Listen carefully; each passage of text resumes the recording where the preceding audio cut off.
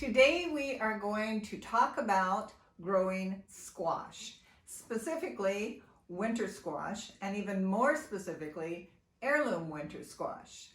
I'm Dorothy from Heathglen Farm here, and I will show you if you want to see what these squash look like at the end of the season in their full glory, go to this video up here where I harvest them. Right now it is April, first week of April in 2021. So I'm just starting to seed them.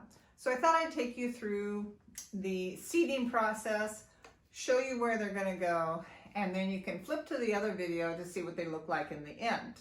Or you can wait until fall of 2021. Okay, so let's get started. I'll show you how I go about seeding them. First of all, the varieties. Okay, the varieties I grow, I get most of my heirloom squash from Baker Creek Heirloom Seeds. They have a good variety. This year it was a little tough to find my favorite, which is Buen Gusto de Horno. So I'm trying this one, which is similar instead. So this is one of the green knobby heirlooms along with Chioggia. I don't know how to say that. And then I go for just some of the orange ones. This is a new one for me, Black Futso. I always grow Long Island cheese because of the flavor. It makes a great pumpkin pie, but it's also really pretty, kind of a tan color. And I also always grow Cinderella pumpkins. Candy Roaster was a new one last year. It's very good. It's very big. Butternut, the peanut squash is the one that has all the knobs on it. It looks really weird, but it's an eye stopper at the market. Moringa is a Spanish one that I like to grow. And then this one, Pink Doll, I grow for the seeds. They are shellless seeds, and then of course just some regular zucchini. Okay, so those are the varieties. Here's the tools that you will need to start seeds. You will need something to tag them with. I use these blinds because they cut easily, and then I just write on them with a marker what it is, and they go in the ground. So I have the tags, scissors, marker, and then I grow them in this size of cell. So 1, 2, 3, 4, 5, 8, 9, 10. So 5 by 10 cell.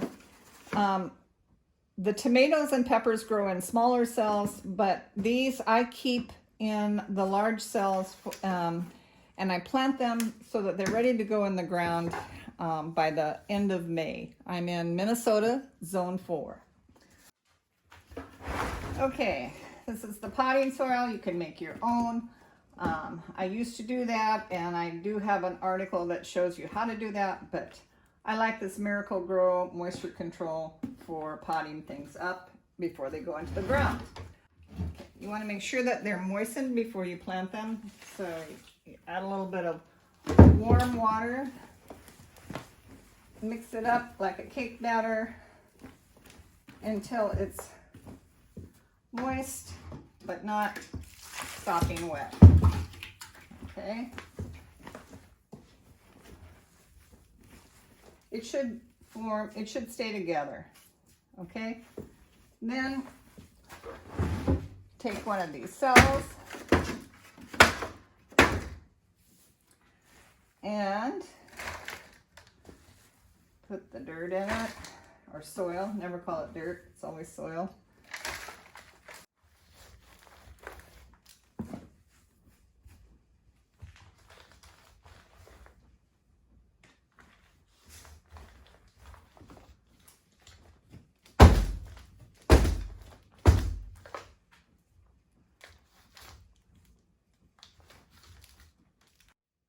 Okay, I've labeled the squash that I'm going to put in this tray, And I always start with the right hand in. I'm going to start with the peanut squash, which is this one. Pour out a handful, and I usually do 10 at a time of each one. 1, 2, 3, 4, 5, 6, 7, 8. 8 at a time. Okay, then we move on to the moringa and on down the line. Okay, so I've got 2 rows of each. Now we're just going to cover them, poke them down and cover. Make sure that some seeds need light, some seeds to germinate, and some seeds need dark.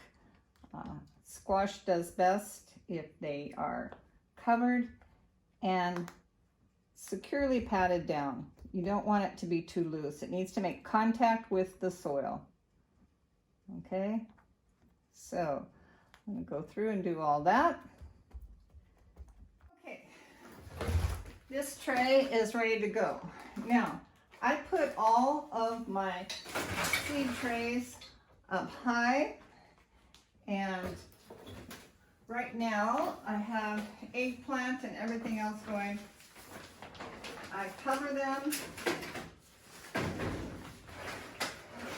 with plastic to help keep the moisture in, and the heat, the bottom heat comes from these lights, which come up here. They heat the trays really good through the middle, and they should take about 5 days to germinate or less, and then 6 weeks to grow, and then they'll be ready for the ground in May, late May. Okay, let's take a break. I'll show you the rest of the greenhouse while we're here, or rest of the shop while we're here. Okay, when seeds are germinating, they need fairly warm ambient temperatures. I keep the shop about 70 degrees while they're germinating, and then I open the door when the spring gets going and try to get it down to 50 or 55 when they're hardening off. Okay, so I specialize in blueberries, tomatoes, peppers, and heirloom squash. These are all of the tomato plants that have been potted up and ready to go to market after they're hardened off. And then this is a whole range of peppers and tomatoes. The peppers, I plant most of the peppers. The tomatoes, I plant some and take some to market.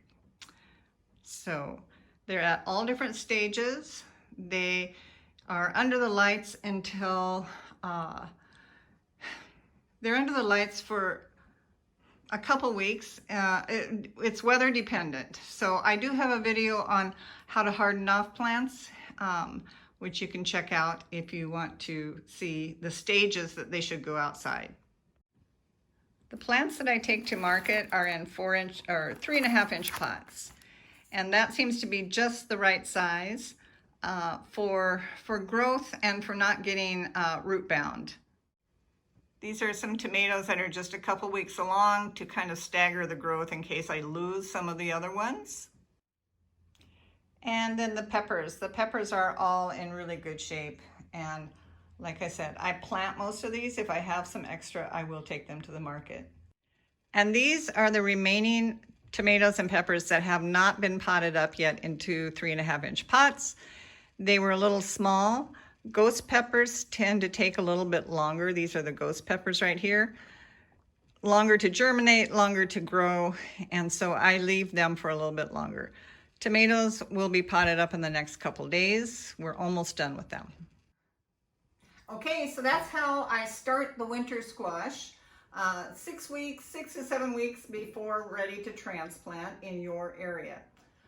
Peppers I start in mid-February. Tomatoes I start in mid-March. And so they're all staggered, and they start taking up a lot of room in the shop very quickly. It's raining today, but I will take you out and show you where the squash are going to go. Follow me. So it looks probably from this angle, it looks a little bit bigger than it is, but I will bring you out here and we'll see what it looks like as we plant, which will be another month from now. And this is our new pup, Hopi, in the squash field. He's a farm dog, but he has no experience with an electric fence, so that is going to be interesting. And that should do it. I've got all the squash are in, the tomatoes and peppers are up, and all I've got left in April are a few herbs and maybe some cucumbers and a few miscellaneous things. So I will see you on the next video in May when we start planting. Ciao.